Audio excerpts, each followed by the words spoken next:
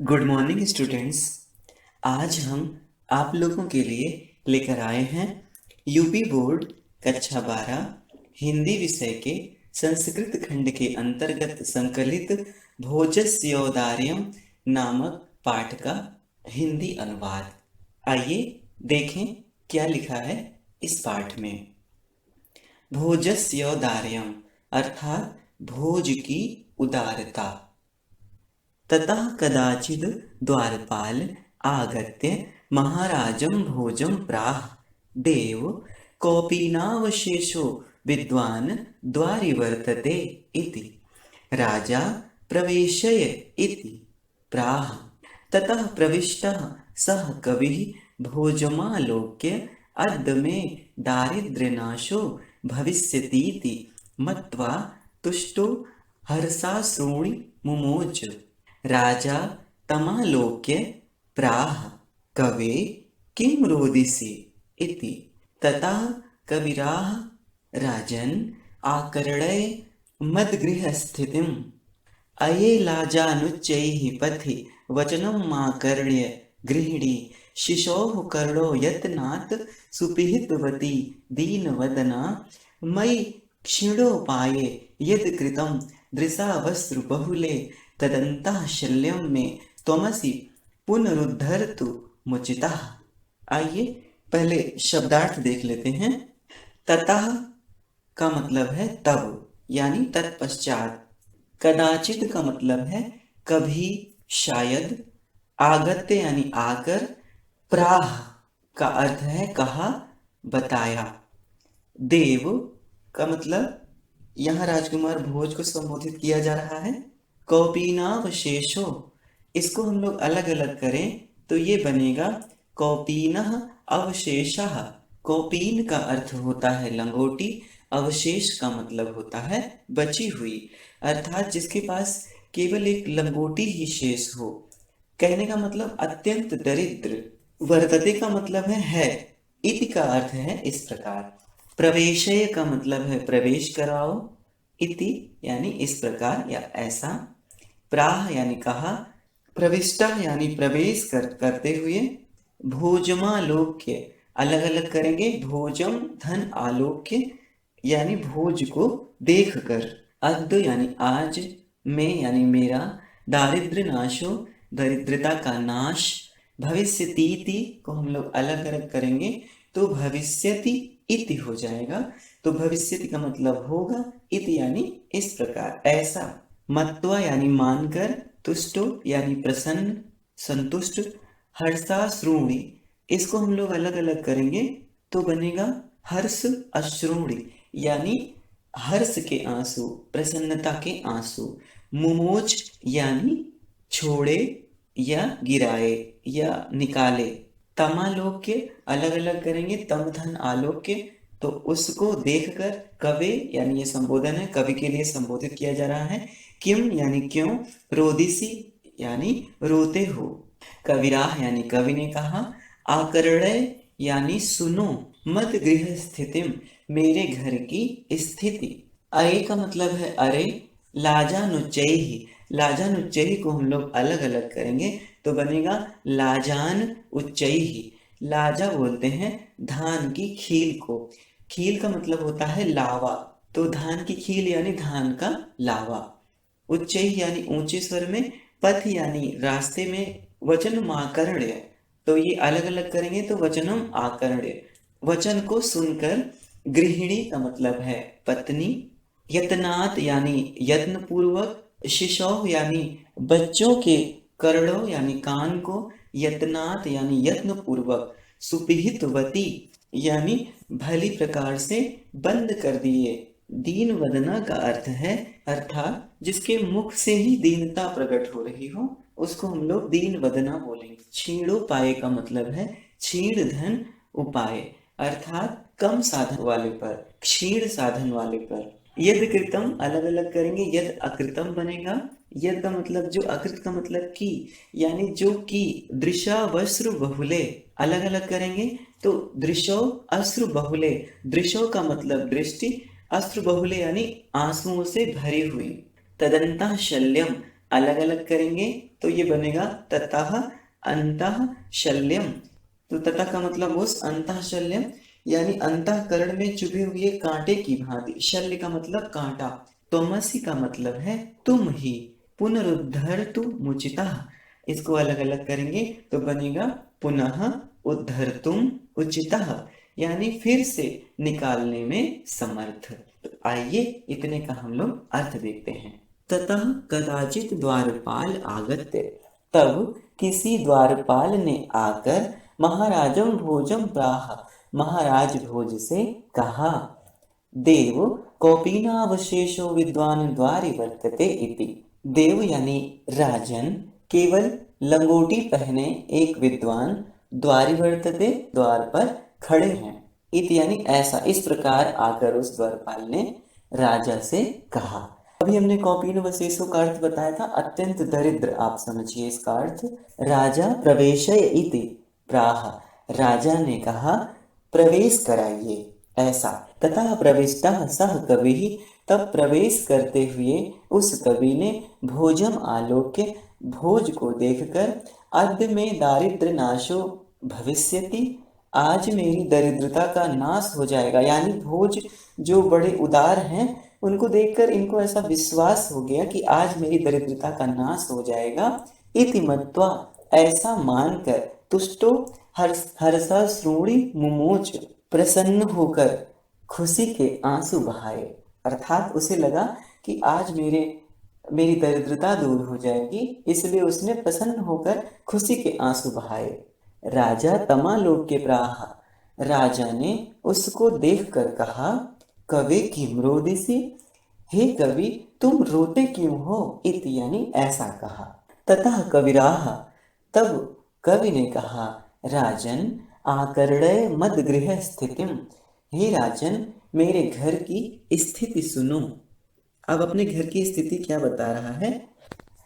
अये लाजानुच्चैः पथि वचनम आकर्ण्य गृहिणी, शिशोः कर्णो यत्नात् सुपिहितवती दीनवदना। उस कवि ने राजा से कहा, पथि यानी रास्ते में, अये लाजान उच्चैः ऊंचे स्वर में, अरे खीले ले लो, वचनम आकर्ण्य गृहिणी शिशोः कर्णो यत्नात् सुपिहितवती दीनवदना, दीन वदन वाली मेरी पत्नी ने बच्चों के कानों को यत्न पूर्वक अच्छी प्रकार से बंद कर दिया।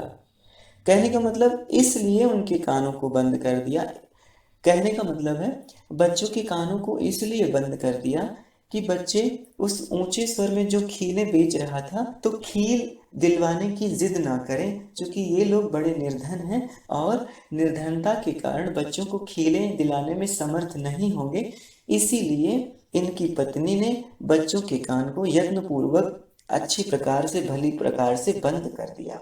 देखिए कभी कभी ऐसा हम लोगों ने भी देखा है, निर्धनता है अगर, तो गांव में कोई फेरी वाला आता है तो वो जब कुछ चिल्लाता होता है तो जो माताएं हैं वो अपने बच्चों को घर में भेज देती हैं, उनको वहां से दूर कर देती हैं, अन्यथा वो जिद करेंगे तो वो किस प्रकार से वो वस्तु उनको दिलवा पाएंगे। आगे देखें, मई छीड़ो पाए यदि कृतम दृशा वस्त्र बहुले, और मुझ छीड़ उपाय पर, मुझ साधनहीन वाले पर, यद अकृतम दृशा वस्त्र बहुले, यद दृशा वस्त्र बहुले, जो आंसुओं से भरी हुई दृष्टि, अकृतम की यानी डाली, अर्थात मुझ छीड़ उपाय पर, मुझ साधनहीन पर जो आंसुओं से भरी हुई दृष्टि डाली, तदंतः शल्यम में, वह मेरे अंतःकरण में, मेरे हृदय में कांटे की समान चुभ गई। तोमसि पुनरुद्धर तुम उचिता, जिसे निकालने में आप ही समर्थ हैं। आइए पूरे श्लोक का अर्थ एक बार पुनः लेते हैं। आये लाजानुच्चैः पथिवचनम आकर्ण गृहिणी, शिशोः कर्णो यत्नात् सुपिहितवती दीनवदना, मयि क्षीणोपाये यद् कृतं दृशावस्त्र बहुले, तदन्तः शल्यम में त्वमसि पुनरुद्धर्तुमुचितः। रास्ते में उस खील बेचने वाले के द्वारा ऊंचे स्वर में अरे खीले ले लो, इस ऊंची आवाज को सुनकर मेरी दीन मुख वाली पत्नी ने बच्चों के कानों को यत्न पूर्वक अच्छी प्रकार से बंद कर दिया और मुझ साधनहीन पर, मुझ क्षीण उपाय पर जो आंसुओं से भरी दृष्टि डाली, वह मेरे अंतःकरण में, मेरे हृदय में कांटे के समान चुभ गई, जिसे निकालने में आप ही समर्थ हैं। आगे चलते हैं। राजा शिव शिव इति उदीरयन् प्रत्यक्षरं लक्ष्यं दत्त्वा प्राह त्वरितं गच्छ गेहं त्वद्गृहिणी खिन्ना वर्तते। अन्यदा भोजः श्रीमहेश्वरं नमितुं शिवालयम् अभ्यगच्छतं तदा कोऽपि ब्राह्मणः राजानं शिवसन्निधौ प्राह देव अर्धं दानो वैरिणा गिरिजयाप्यर्धं शिवस्याहृतं देवेत्थं जगति तले पुरहरा भावे समुन्मीलति गंगासागरम अंबरम शशिकला नागाधिपः क्षमातलम सर्वज्ञत्वम् अधीश्वरत्वं गमत त्वां मां तु भिक्षाटनम्। आइए शब्दार्थ देख लेते हैं। देखिए, शिव शिव का मतलब है कल्याण हो। उदीरयन उच्चारण करते हुए, प्रत्यक्षरम यानी प्रति अक्षरम प्रत्येक अक्षर पर, लक्ष्यम दत्वा, लक्ष्यम का मतलब लाख रुपए, दत्वा यानी देकर, त्वरितम यानी शीघ्र ही, गच्छ यानी जाओ, गेहम यानी घर, त्वद्गृहिणी तुम्हारी पत्नी, खिन्ना यानी दुखी, वर्तते यानी है, अन्यदा यानी अन्य दिन, श्री महेश्वरम यानी भगवान शिव, नमितुम यानी नमस्कार करने के लिए, शिवालय बोलते हैं भगवान शंकर के मंदिर को, शिव सन्निधो यानी शिव के समीप, अर्धम यानी आधा, दानो वैरिणा का मतलब है दानवों के वैरी अर्थात भगवान विष्णु, गिरिजया बोलते हैं पार्वती जी को। देखिए, शिवस्याहृतम है, अलग अलग करेंगे तो शिव से आहृतम हो जाएगा, यानी शिव का आहृतम यानी हर लिया, ले लिया। देवेत्थम को अलग अलग करें तो देव इत्थम, देव यानी राजन, इत्थम यानी इस प्रकार, जगती तले अर्थात पृथ्वी तल पर, पुरहरा अभावे, पुरहरा यानी त्रिपुरारी शिव के अभाव में, समुन्मीलति का मतलब है प्रकाशित करती है, सुशोभित करती हैं। देखिए, सागर समुद्र को बोल रहे हैं, अंबर आकाश को बोल रहे हैं, शशिकला यानी चंद्रमा की कला, नागाधिप, नागाधिप यानी नागों के राजा अर्थात शेष नाग, क्षमातल यानी पाताल। देखिए, इस शब्द को अलग अलग करेंगे तो आएगा सर्वज्ञत्वम अधीश्वरत्वम। तो सर्वज्ञत्वम का मतलब होता है सर्वज्ञता यानी प्रभुता, अधीश्वरत्व यानी ईश्वरत्व, गमत यानी चला गया, प्राप्त हो गया, त्वम यानी आपको, माम तु मुझको, भिक्षाटनम यानी भिक्षा के लिए घूमना। आइए अर्थ लेते हैं। राजा शिव शिव इति उदीरयन् प्रत्यक्षरम लक्ष्यम दत्त्वा प्राह। राजा ने कल्याण हो ऐसा उच्चारण करते हुए प्रत्येक अक्षर पर लाख रुपए देकर कहा, त्वरितम गच्छ गेहम, शीघ्र ही घर जाओ, त्वद्गृहिणी खिन्ना वर्तते, तुम्हारी पत्नी दुखी है। अर्थात उनको ऐसा राजा ने बोला और उनको इतना धन दे दिया कि उनकी दरिद्रता दूर हो जाए। देखिए, सचमुच कितने उदार हैं। अन्यदा भोजा श्री महेश्वरम नमितुम शिवालयम अभ्यगच्छत। अन्य किसी दिन भोज भगवान शिव को प्रणाम करने के लिए शिवालय गए। तदा कोऽपि ब्राह्मणः राजानं शिव सन्निधौ प्राह। तब किसी ब्राह्मण ने राजा से शिव के समीप जाकर कहा, देव अर्धम दानो वैरिणा गिरिजयाप्यर्धम शिवस्याहृतम। शिवस्य यानी शिव की, अर्धम दानो वैरिणा आधी शरीर तो दानो वैरी भगवान विष्णु ने ले ली, गिरिजयाप्यर्धम और आधी पार्वती जी ने। देखिए, ले लेने का अर्थ अभी हमने बताया था, शिवस्य आहृतम, आहृत से ले लेने का अर्थ आ रहा है।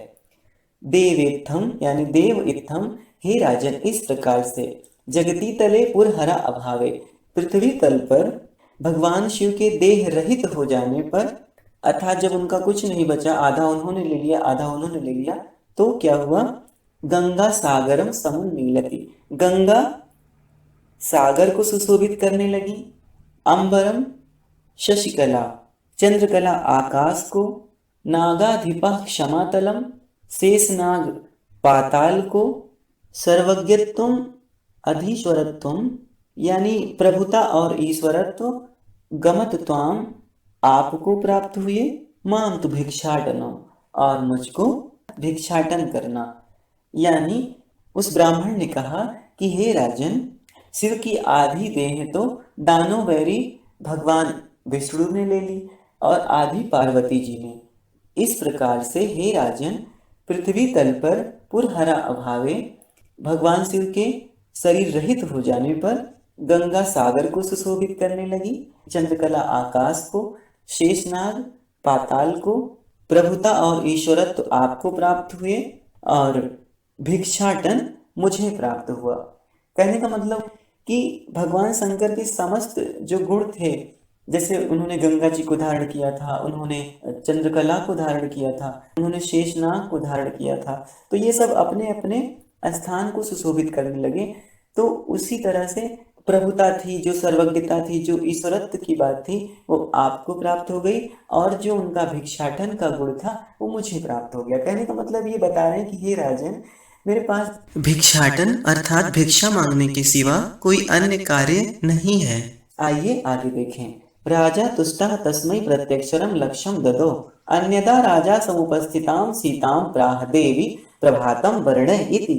सीता प्राह विरल विरलाः स्थूलास्ताराः कलाविव सज्जनाः मन इव मुनेः सर्वत्रैव प्रसन्नं भूर्नभः अपसरति च ध्वान्तं चित्तात् सतामिव दुर्जनः व्रजति च निशाक्षिप्रं लक्ष्मीः अनुद्यमिनामिव।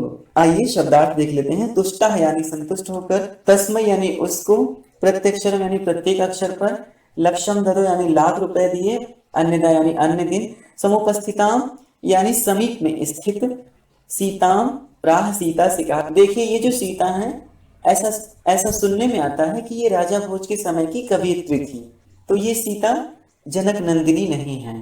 प्रभातम वर्ण यानी प्रभात का वर्णन करो, इति यानी इस प्रकार, प्राह यानी कहा, विरल विरलाह यानी बहुत कम, बहुत थोड़े, स्थूलास तारा का मतलब हो जाएगा बड़ा तारा, कला विव को अलग अलग करिए तो बनेगा कलव इव, कलव यानी कलयुग, इव यानी तरह, सदृश, तो कलयुग की तरह, सज्जना यानी सज्जन, मुने यानी मुनि, सर्वत्र इव यानी सभी जगह, प्रसन्नम भून नभः को अलग अलग करेंगे तो बनेगा प्रसन्नम अभूत नभः यानी आसमान प्रसन्न हो गया, आसमान स्वच्छ हो गया। अपसरति का मतलब है दूर हो जाना, क्षीण हो जाना। ध्वांतम बोलते हैं अंधेरे को। चित्तात सताम इव अलग अलग करेंगे तो चित्तात का मतलब चित्त से, सताम यानी सज्जनों के, इव यानी जैसे, तो चित्तात सताम इव यानी जैसे सज्जनों के चित्त से। दुर्जना यानी दुष्ट लोग, ब्रजति यानी जा रही है, खत्म हो रही है। निशा बोलते हैं रात्रि को। क्षिप्रम यानी शीघ्रता से, शीघ्र। लक्ष्मीर अनुद्यमिना विव अलग अलग करेंगे तो बनेगा लक्ष्मी ही अनुद्यमिना इव, तो अनुद्यमी बोलते हैं जो काम नहीं करते, तो उद्योग रहित की लक्ष्मी के जैसे, जो लोग काम नहीं करते उनकी लक्ष्मी, उनका धन नष्ट हो जाता है।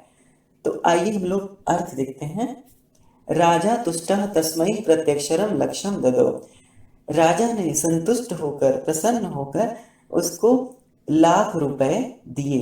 अन्यदा राजा समुपस्थिताम सीताम प्राह, अन्य किसी दिन राजा ने समीप में स्थित सीताम प्राह सीता से कहा, देवी प्रभातम वर्णय, हे देवी प्रभात का वर्णन करो, इत यानी ऐसा कहा।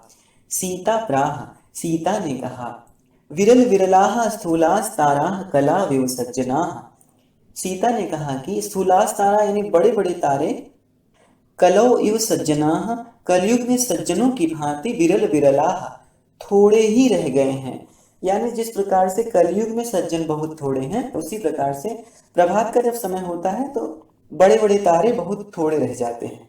मन इव मुनेः मुनियों के मन की भांति, सर्वत्रैव प्रसन्नम अभूत नभः सारा आसमान मुनियों के मन की भांति स्वच्छ हो गया है। जैसे मुनियों का मन पावन होता है, बहुत स्वच्छ होता है, मुनियों का अंतःकरण निर्मल होता है, वैसे ही सारा आसमान मुनियों के अंतःकरण की तरह, मुनियों के मन की तरह प्रसन्न हो गया है।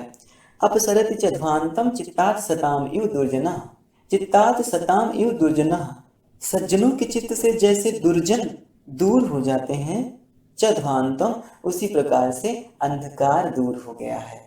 जैसे सज्जनों के चित्त में दुर्जनों की कोई खराब बातें नहीं रहती, वो उसको थोड़े ही देर में क्षमा इत्यादि कर देते हैं, भूल जाते हैं, उसी प्रकार से अंधकार दूर हो गया है। ब्रजति च निशा, और निशा ब्रजति, और रात्रि जा रही है, क्षिप्रम यानी शीघ्रता से, और रात्रि शीघ्रता से जा रही है। किस प्रकार से? लक्ष्मी अनुद्यमिनाम इव, अनुद्यमियों की लक्ष्मी की तरह, उद्योग रहित लोगों के लक्ष्मी की तरह रात्रि शीघ्रता से समाप्त होती जा रही है। अर्थात जो लोग उद्यम नहीं करते, श्रम नहीं करते, उनका रखा हुआ धन शीघ्रता से नष्ट हो जाता है।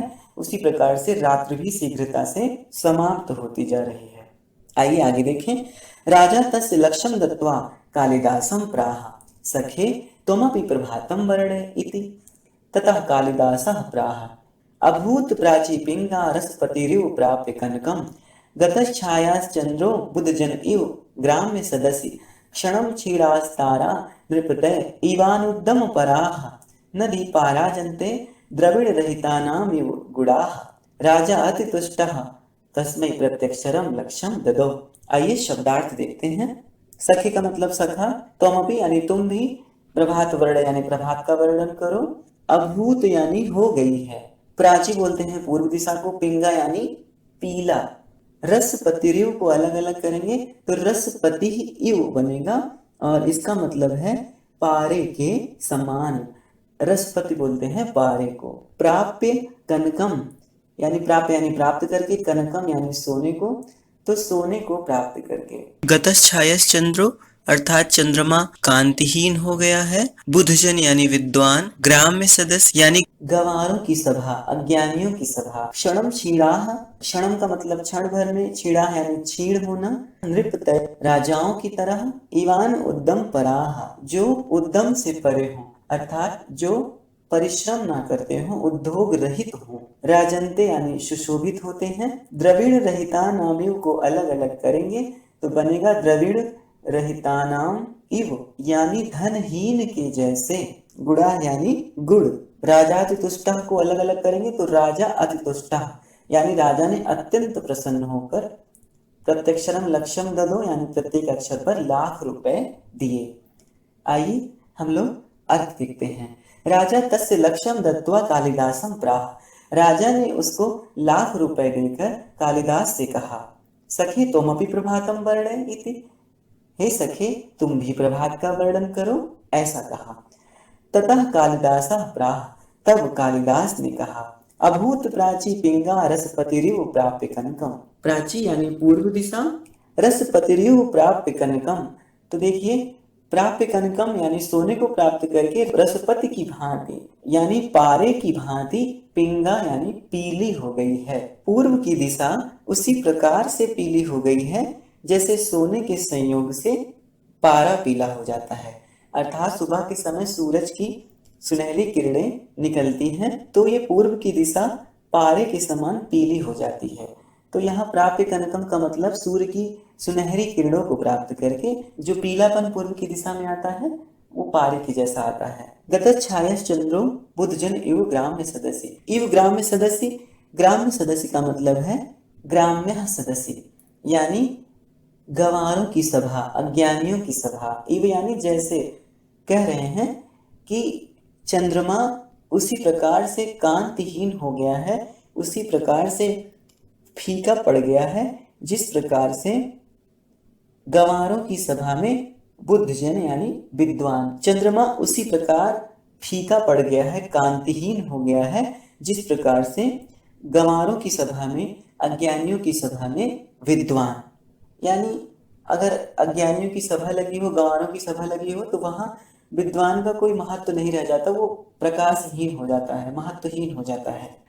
क्षणम क्षीणास्तारा नृपतय इवान उद्दम पराह, तारागण उसी प्रकार क्षीण हो गए हैं जिस प्रकार से उद्योग रहित राजागण का राज्य क्षीण हो जाता है, उनकी लक्ष्मी क्षीण हो जाती है।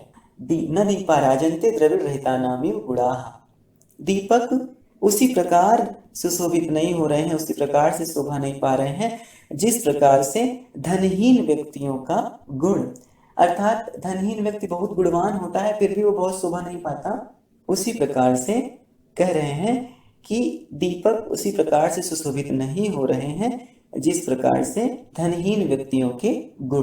कहने का भाव है निर्धन व्यक्ति चाहे कितना भी गुणवान हो, लेकिन इस समाज में उसका समुचित आदर नहीं होता, और अगर धनी व्यक्ति हो, उसके पास गुण कम हो, फिर भी उसका आदर बहुत होता है। राजा अति तुष्टः तस्मै प्रत्यक्षरम लक्ष्यम ददो। राजा ने अति संतुष्ट होकर उसे प्रत्येक अक्षर पर 1 लाख रुपए दिए। प्रिय विद्यार्थियों, अब ये पाठ समाप्त हुआ। आज के लिए इतना ही। अगर आपको वीडियो पसंद आए तो इसको लाइक जरूर करें और कमेंट करके अपनी प्रतिक्रिया भी दें। अब आपसे विदा लेते हैं। धन्यवाद।